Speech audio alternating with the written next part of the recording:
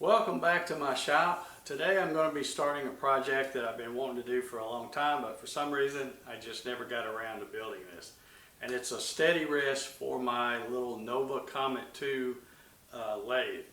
I looked on YouTube and there's a lot of different designs out there, but I think I'm probably just going to stick with something simple. I've watched a video probably I don't know, half a dozen times from Stephen Ogle, and I'll put a link down below in the description so you can go check his video out, where he just makes a simple steady wrist. Now his lathe is a bigger lathe. I think he's got like a 16-inch swing on his, so he was making one a little bigger. So I've basically using the same design that he did.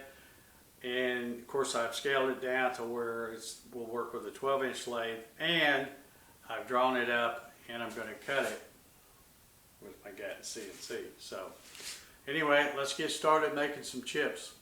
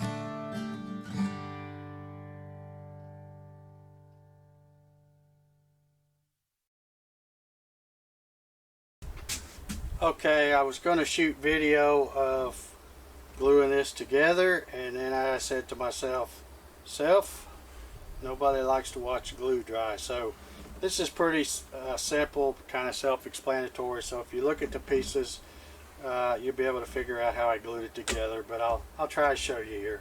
I did take some still photos, which I'll post up here in the corner. I ran 4 of these little small pieces here, 3/4 plywood. Glued 2 of them together, and then 2 of them together back here, and then glued these to the base so that it will set nice and flat on here. And then of course these 3 pieces, you got 1 piece here that's got the flat edge that goes on the bottom, then 2 of these pieces. And I made these pieces when I cut them on the CNC. I made them where they were about 20 thousandths less than the outer diameter, so that these things will slide nice and easy. And these are just some old inline skate wheels. I went to my local Goodwill store and purchased a pair of inline skates that each had 4 of these on here. You can tell somebody's been skating out in their driveway, looks like, but because they're a little got a little rough spot on them, but they're still nice and smooth, and I think they're going to work well for this. So the next step, I'm out here at the shop, and I've got to use my table saw to cut me a little strip here that's going to fit right inside this channel to keep this nice and square.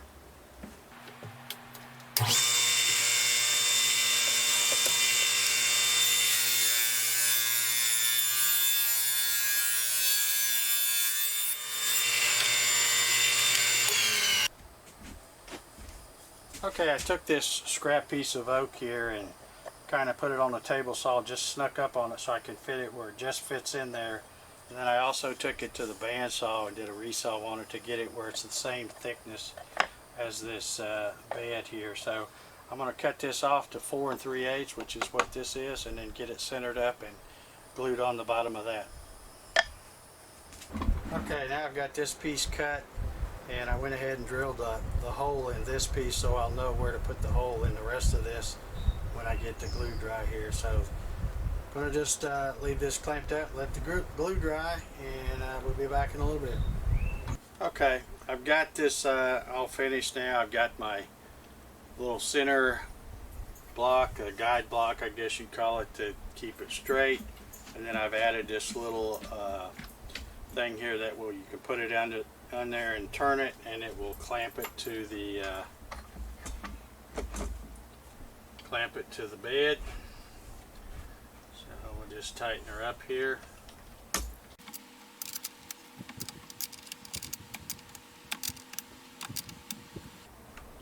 Okay, there we go. It's nice and tight.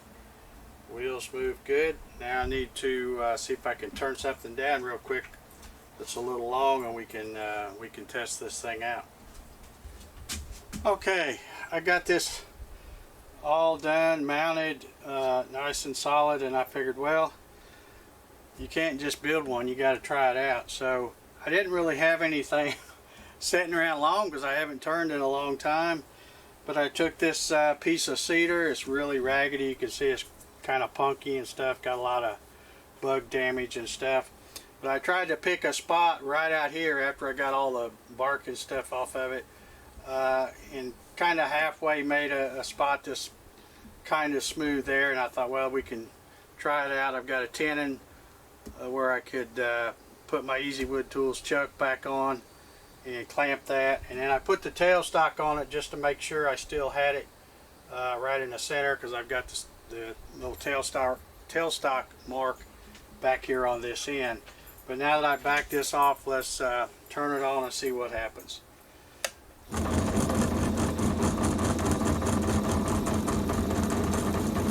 That's at the slowest speed on that first pulley.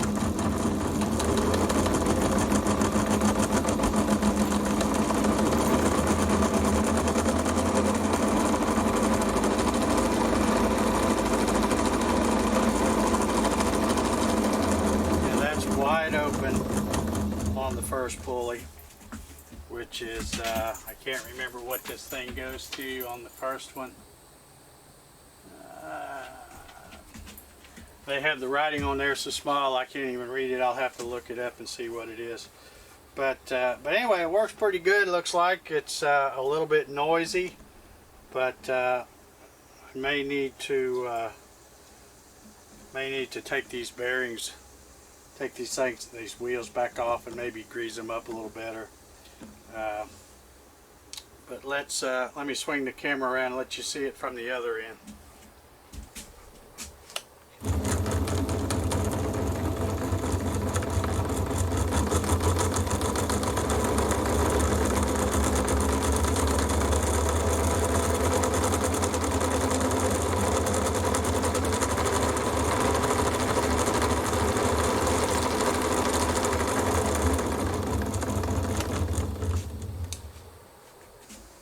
Okay, so that's going to wrap up this video. I'm pretty happy with how the little steady rest turned out.